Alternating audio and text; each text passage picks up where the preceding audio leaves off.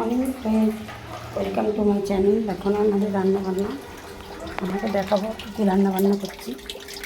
ভাত হয়ে গেছে? হ্যাঁ, ভাত হয়ে গেছে। বেশি শক্ত না? না না, একবেলা নিয়েছিল?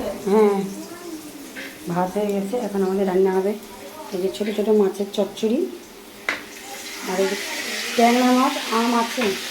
এই যে আলু ভাজা হচ্ছে, এটা কিন্তু মাংসের আলু, মাংসটা এখনও ধুইনি।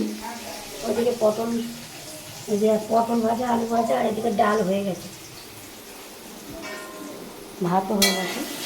মাংসের আলুটা ভেজে নিই, ভেজে নিয়ে তারপর মাছ রান্না হবে। মাংসটা লাস্টে হবে, আলুটা ভেজে চলে যাবে। আপনারা দেখতে থাকুন, সঙ্গে থাকুন, পাশে থাকুন।